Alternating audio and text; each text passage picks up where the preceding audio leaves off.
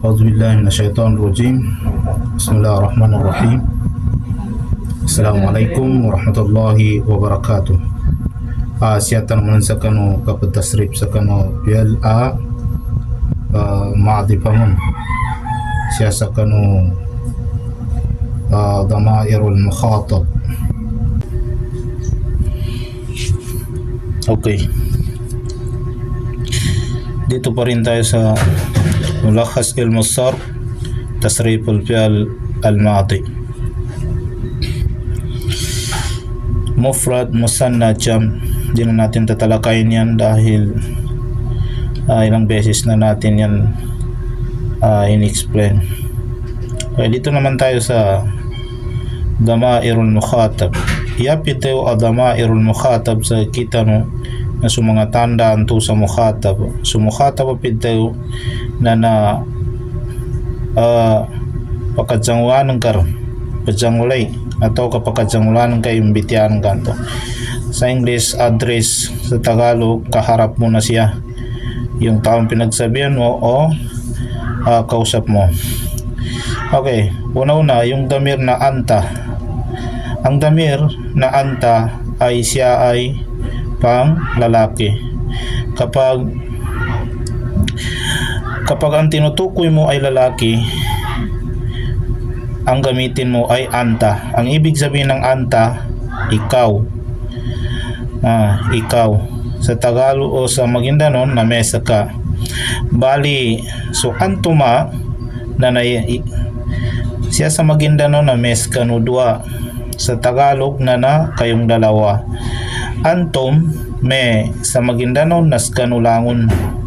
Bali sa Tagalog kayong lahat. Okay.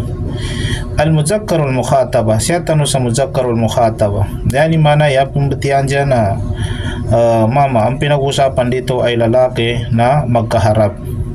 Mukhatab. Okay. Maikling paliwanag. Una-una, dito tayo sa fi'alun madi ng pagbasa sa kanya ay fa'alta. Okay. Fa'alta. Bago natin ibigay ang kanyang ibig sabihin ay may konting pag-uusapan tayo dito o i-explain natin dito. Fa'alta. Ang fi'lun madi na fa'ala mayroon naman siyang ta, pero ang kanyang kudlit ay fatha di atas.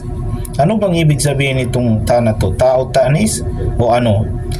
Yan ta na yan ay tinatawag na ta'ul fa'il. Sa mga fananahat, sa mga pananahu yan yung kapag i-arab sa namba na fa'alta na fi'alun wa fa'il. So kapag na fi'alun mati mabuniyun ala sukun li itisalita al fa'il. So kapag naman matiging fi'alun madi at ta'ul fa'il. Okay, dakna na yung pambitihan tanong. Okay, hindi yun ang pinag-usapan natin yung pag-i-arab dahil para lang yun sa natuturo ng nahu. Dito tayo sa sarf. Okay, ang ibig sabihin ng paalta sa Maguindanao na minggalbak ka. Sa Tagalog pwede mo naman siyang sabihin na ang paalta ay gumawa ka, pero mas mabuti, mas maganda na ang pagpigkas mo sa kanyang meaning, fa'alta ay ikaw ay gumawa.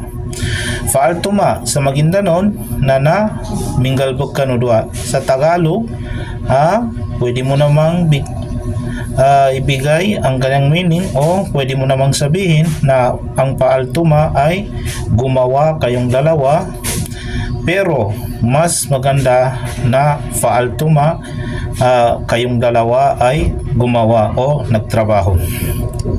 Fa'altum sa Maguindanao na may minggalbak kanu okay na mukhatab yan mana nakaharapan kay pagtewa ng kanang. Ibig sabihin ng mukhatab, kaharap mo yung pinagsabihan mo o yung kausap mo. Fa'altum minggalbak kanu sa Tagalog pwede mo naman sabihin na gumawa kayo o kayong lahat ay gumagawa o gumawa. Okay. Katabata, ganun pa rin. Ang ta dyan ay taol file. Katabata, nyani mana sa Maguindanao na may sinmulat ka. Mas madali kasi yung pagbigkas ko ng meaning ng Maguindanao. Dahil ang Maguindanao, napakaraming lingwahe na lumalabas sa Maguindanao. Okay, katabata, minggal sinmulat ka. Sa Tagalog, sumulat ka, pero mas maganda na ang pagbigkas natin sa kanyang meaning ay katabata, ikaw ay sumulat. Dahil, bakit? Inuna natin ang ikaw ay sumulat. Dahil ang damir dito na ginagamit ay anta, ikaw. Okay. Ganun pa rin sa faalta, ang ginagamit din dito na damir ay anta. Kaya nga, binigkas natin yung meaning niya na faalta, ikaw ay gumawa. Dahil anta ang damir dito na lumalabas. O kayang sa kanyang takdiran. Yung sinasabi nila na takdiruhu damirun mustatir. Pero hindi tayo doon kasi mabang pag-usapan. Okay, katabat tuma, sinmulat ka no dua sa Maguindanao.